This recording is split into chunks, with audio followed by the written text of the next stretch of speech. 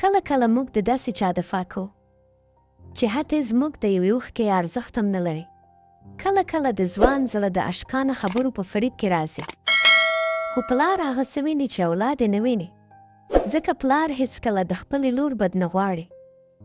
له پخوا نه داسې یوه کیسه ده چې په یوه کوچني کلي کې یو شتمن سړی د احمد خان په نوم له خپلې یوازینۍ لور ګلپري سره ژوند کاوه.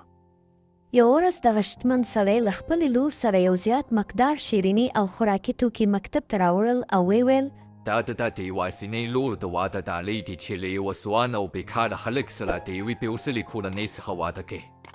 د کلي قاضي وپوښتل: دا دوه کسان څنګه چې د ژوند کچې دومره توپیر لري یو له بل سره واده کوي؟ شتمن سړي ځواب ورکړ: دا هلک زما د لور مینهوال شوی او د واده لپاره یې ځان عاشقولیونه ښودلی دی، همدا لامل دی چې زما د لور زړی ګرلی دی. په داسې حال کې چې د زما د یو ملګري زوی هم نجیب دی او هم هوښیار او په ډېر ټینګار غواړي زما له لور سره واده وکړي. خو زما لور وایي چې هغه ډېر جدي دی او د ځوانۍ شور او لیونتوب پکې نشته. خو دا بیکاره هلک که څه هم هیڅ نه لري، خو د ځوانۍ لیونتوب شور او مینې بېساري ده. ما خپله لور ډېر نصیحت کړ چې دوکه خولي او لږ عقلانه پرېکړه وکړي، خو هغې هېڅ زما خبرو ته غوږ ونه نیوه. زه هم په مجبورۍ د دوی واده ته راضي شوم. د کلي قاضي له نجلۍ وپوښتل: ته څومره ډاډ یې چې هغه په رښتیا ستا سره مینه لري؟ نجلۍ ویل: زه له حد څه نه زیاته هغه پر مینه باور لرم. د کلي قاضي نجلۍ ته ویل: ښه ده، راځه د هغه مینه وازمایو. هغه ته ورشه او ورته وایي چې ستا پلار ګواښ کړی که له هغه سره واده وکړې نو له خپلې شتمنۍ څخه به تاسو ته حتی یوه روپۍ هم درنه نه کړي، او که هغه د کور شاوخوا ولیدل شي سخت به یې تنبیه کړي. نجلۍ په خندا وویل: زه ډاډه یم چې هغه به دومره اسانه میدان پرې نه ږدي، خو زما د زه به همداسې ورته ووایم. څو اونۍ وروسته شتمن سړی له خپلې لور سره بیا د کلي قاضي ته راغله، خو دا ځل قاضي ولیدل چې نجلۍ غمجنه او خپه ده. هغه ترې وپوښتل: لورې څه شوي دي؟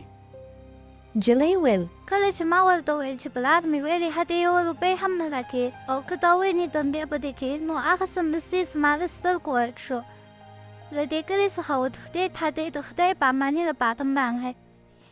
د کلي قاضي په موسکا ویل: په دې کې د خفګان څه نشته. که هغه په رښتیا ستا عاشق وی، حتی که دا م ورته ویلي وی چې نور دې نه خوښوم او جلا کېدل غواړم، هغه به هېڅکله نه منه.